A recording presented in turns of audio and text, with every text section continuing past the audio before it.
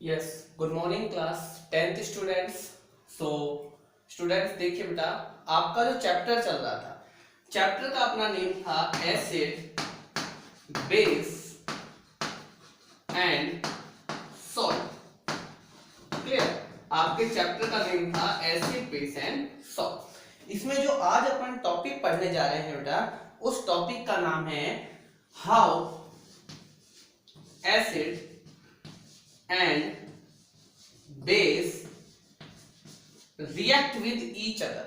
How acid and base react with each other. Clear? It means जब आपके कभी भी एसिड और बेस आपस में रिएक्ट करते हैं, जब आपके कभी भी एसिड और बेस आपस में रिएक्ट करते हैं तो वो बेटा क्या बनाते हैं। जैसे आपने पढ़ा था ना कि एसिड के साथ मेटल रिएक्ट करता है तो क्या बनाता है, एसिड के साथ मेटल कार्बोनेट रिएक्ट करता है तो क्या बनाता है। इसी तरीके से अब अपन पढ़ेंगे कि जो आपके पास एसिड है वो आपका जब कभी भी बेस के साथ में रिएक्ट करेगा, किसके साथ में रिएक्ट करेगा बेटा, बेस के साथ में। एसिड जब कभी भी बेस के साथ में रिएक्ट करेगा तो वो एक तो सॉल्ट बनाएगा और प्लस वाटर बनाएगा। क्या बनाएगा बेटा, एक तो अपना सॉल्ट बनाएगा, उस मेटल का जो मेटल अपन ने लिया है उस मेटल का एक तो सॉल्ट बनाएगा और प्लस वाटर बनाएगा। क्या बनाएगा, वाटर। ठीक है, जैसे अपने पास में है एग्जांपल अपन लेते हैं, जैसे अपन ने ले लिया एसिड, ले लिया HCl। अपन ने बेटा एसिड लिया HCl प्लस बेस अपन ने लिया बेटा NaOH। मींस जब आपने किसको किससे रिएक्ट कराया बेटा, जब आपने HCl हाइड्रोक्लोरिक एसिड को आपने base it means sodium hydroxide के साथ में रिएक्ट कराया तो एक तो अपने पास बना बेटा H2O, एक तो ये बन गया। ठीक है, मेटल ये है, ये H इधर आ जाएगा तो मेटल ये है और ये क्लोरीन के साथ में रिएक्ट करेगा तो क्या बनाएगा बेटा, जो सॉल्ट बनाएगा वो बनाएगा NaCl। सॉल्ट का नेम होगा बेटा NaCl। इट मींस ये बनाएगा सॉल्ट प्लस वाटर। क्लियर? यहाँ का OH और यहाँ का हाइड्रोजन मिलकर तो बना लिया H2O और यहाँ का मेटल और वो क्लोरीन के साथ में रिएक्ट करके बना लेगा सॉल्ट बना लेगा। ठीक है, नेक्स्ट एक और एग्जांपल अपन ले लेते हैं। एक और एग्जांपल अपन क्या लेते हैं बेटा, जैसे अपन ने ले लिया H2SO4 बेटा अपने पास में सल्फ्यूरिक एसिड है। इसका अपन ने जब कभी भी रिएक्ट कराया, मान लो अपन ने रिएक्ट करा दिया KOH से। KOH अपने पास में होता है बेटा पोटेशियम हाइड्रोक्साइड। क्लियर? तो इसका ये हाइड्रोजन और ये OH मिलकर तो वाटर बना लेगा तो वो तो बन गया बेटा अपने पास में वाटर प्लस, अब जो अपने पास सॉल्ट बनेगा वो किसका बनेगा, मेटल्स पोटेशियम है और सल्फेट के साथ बन जाएगा बेटा। अब पोटेशियम सल्फेट कैसे बनेगा, देखो पोटेशियम की वैलेंसी होती है 1, सल्फेट की होती है 2, तो क्या बनेगा K2SO4। तो अपने पास बनेगा K2SO4। ये अपने पास क्या बन गया, सॉल्ट। तो बेटा इस तरीके से अपन करते हैं कि अपना जब कभी भी कोई भी एसिड, कोई भी अपना एसिड जब कभी भी बेस के साथ में रिएक्ट करेगा बेटा, किसके साथ रिएक्ट करेगा, बेस के साथ में रिएक्ट करेगा तो वो आपका उस मेटल का सॉल्ट बनाएगा और प्लस वाटर बनाएगा। ये इसके अपने पास में बेटा दो एग्जांपल्स हैं, इन एग्जांपल्स को आप अच्छे से लर्न करेंगे। क्लियर? बुक में कोई एग्जांपल नहीं दिया हुआ है लेकिन अपन एग्जांपल के फॉर्म में इनको समझा है। तो ये अपना एक टॉपिक हो गया कि एसिड और बेस को जब अपन एक दूसरे से रिएक्ट कराते हैं तो क्या होता है। मैंने आपको बताया भी था कि जब आप कभी भी ज्यादा एसिड खा लेते हैं तो उसको खत्म करने के लिए आप बेस लेते हैं, क्योंकि एसिड और बेस आपस में मिलकर पेट में वाटर और सॉल्ट का फॉर्मेशन कर देता है। सबसे बड़ी बात क्या है बेटा कि ऐसी रिएक्शन, जिस रिएक्शन के अंदर एसिड और बेस दोनों आपस में मिलकर सॉल्ट प्लस वाटर का फॉर्मेशन करते हैं। ऐसी रिएक्शन जिसके अंदर एसिड प्लस बेस आपस में कंबाइन होकर सॉल्ट प्लस वाटर का फॉर्मेशन करते हैं, उस रिएक्शन का एक नेम है, और उस रिएक्शन के नेम को अपन क्या बोलते हैं बेटा? Neutralization reaction. NUTRALIZATION।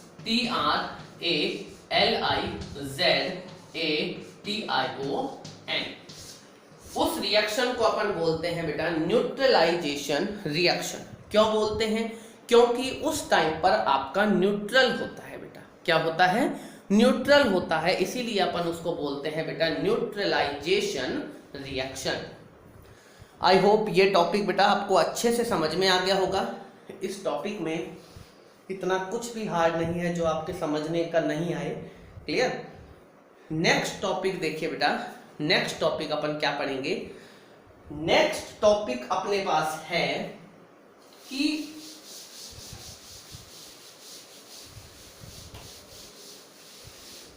देखो बेटा, नेक्स्ट टॉपिक अपने पास है कि जब कभी भी अपन एसिड को, नेक्स्ट टॉपिक अपने पास है बेटा, जब कभी भी अपन एसिड को, एसिड जो होता है उस एसिड को अपन किसी भी मेटल के ऑक्साइड के साथ में रिएक्ट कराएं। किसके साथ रिएक्ट कराएं बेटा? ऑक्साइड। इट मींस जब कभी भी कोई भी एसिड है वो किसी भी मेटल के, मेटल का ऑक्साइड होना चाहिए बेटा, नॉन मेटल का नहीं। कोई भी एसिड ले लिया, वो एसिड आपको मेटल का, जैसे अपन ने कार्बोनेट लिया था ना, ऐसे मेटल का ऑक्साइड। तो जब कभी भी एसिड को मेटल के ऑक्साइड के साथ में रिएक्ट कराते हैं तो अपने पास में क्या बनता है? उस मेटल का सॉल्ट बनता है प्लस वाटर बनता है, H2O। ठीक है बेटा? अब आप कहेंगे कि सर एसिड और बेस से भी तो सॉल्ट प्लस वाटर बनता है और एसिड प्लस मेटल ऑक्साइड से भी सॉल्ट प्लस वाटर बनता है। ध्यान रखना, मैंने क्या बोला बेटा कि मैंने आपको इससे पहले पढ़ाया था कि एसिड का बेस के साथ में रिएक्ट करते हैं तो अपने पास होता है उस मेटल का सॉल्ट प्लस वाटर। अब अपन पढ़ रहे हैं कि एसिड का मेटल ऑक्साइड के साथ में रिएक्ट किया तो भी बना salt plus water. It means आपका जो मेटल ऑक्साइड है, इट मींस आपका जो मेटल ऑक्साइड है वो किस नेचर का होता है? वो बेसिक नेचर का होता है, क्योंकि तभी तो एसिड प्लस बेस मिलकर सॉल्ट प्लस वाटर बनाते हैं। ठीक है? तो आपने क्या समझा बेटा कि जब एसिड मेटल ऑक्साइड के साथ रिएक्ट करता है then it form metal salt plus water. But आप पहले पढ़ चुके हैं कि एसिड प्लस बेस भी सॉल्ट प्लस वाटर बनाता है, इसीलिए मेटल का ऑक्साइड जो होता है, मेटल का ऑक्साइड जो होता है बेटा वो होता है बेसिक इन नेचर। क्या होता है? Basic in nature. एग्जाम्पल क्या ले लिया? HCl अपन ने एसिड ले लिया। एग्जाम्पल में अपन ने क्या लिया बेटा? HCl अपन ने एसिड ले लिया प्लस मेटल का ऑक्साइड। मेटल का ऑक्साइड, कॉपर अपने पास में एक मेटल है, कॉपर मेटल है, बिल्कुल है। तो मेटल का ऑक्साइड बनाना है, कॉपर का 2, ऑक्सीजन का 2, 2 से 2 कैंसिल, इट मींस CuO। ये है कॉपर का ऑक्साइड, मेटल का ऑक्साइड, कॉपर का ऑक्साइड। समझ में आना चाहिए बेटा आपको। जब आप कभी भी HCl एसिड का कॉपर ऑक्साइड के साथ में रिएक्ट कराएंगे तो आपके पास में क्या बनेगा बेटा? क्या बनेगा? जब आप कभी भी HCl का मेटल ऑक्साइड के साथ में रिएक्ट कराएंगे, मेटल ऑक्साइड होना चाहिए, ये नॉन मेटल नहीं होना चाहिए बेटा, ये होना चाहिए मेटल का ऑक्साइड, और बनाना ऑक्साइड को इस तरीके से है। ठीक है? तो अपने पास में क्या बनेगा? अपने पास में एक तो वाटर बन जाएगा, वाटर बन गया, ठीक है बेटा, प्लस अब ये मेटल का सॉल्ट तो Cu का Cl से बनेगा, क्योंकि हाइड्रोजन तो इधर आ जाएगा। बैलेंस अभी नहीं है बेटा, ये बैलेंस आपको खुद को करना है, बैलेंस आपको खुद को करना है। ठीक है? तो आपको क्या करना है? कॉपर जो है, कॉपर और Cl, कॉपर की कितनी होती है? 2Cl की होती है 1, तो आंसर आ जाएगा CuCl2। ये एक सॉल्ट हो गया CuCl2। Cl2 कॉपर क्लोराइड, ठीक है, CuCl2। तो ये आप ध्यान रखना बेटा। इसमें एक और एग्जांपल जैसे अपन ले लेते हैं, अपन ने ले लिया जैसे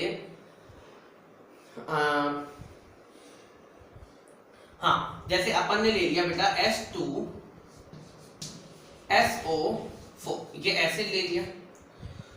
मेटल का ऑक्साइड कोई सा भी ले सकते हो आप, MgO ले लो, मैग्नीशियम का MgO ले लिया। मैग्नीशियम एक मेटल है, मैग्नीशियम का ऑक्साइड ले लिया। या फिर सोडियम का ऑक्साइड ले लो आप, सोडियम का ऑक्साइड ले लो, सोडियम का ऑक्साइड ले लो, चाहे मैग्नीशियम का ऑक्साइड ले लो। अब बनेगा क्या, देखो बेटा, O और ये H2 और ये O, ये तो मिलकर अपने पास में क्या बना लेंगे, H2O। बैलेंस आप खुद करेंगे, ध्यान रखना। प्लस ये है Mg मेटल और SO4। अब Mg और SO4 का कैसे बनाएंगे, देखो Mg अपने पास में ये है, SO4 ये है, Mg की भी 2, SO4 की भी 2, 2 से 2 कैंसिल, आंसर आ गया MgSO4। आंसर आ गया अपने पास में MgSO4। क्लियर बेटा। तो ये अपना आया एसिड को जब कभी भी मेटल ऑक्साइड के साथ में रिएक्ट करें, ठीक है। अब ये आप अच्छे से याद कर लेना बेटा। अब इसके बाद में नेक्स्ट जो अपने पास है, अपने पास में जो बेटा नेक्स्ट है वो क्या है, देखो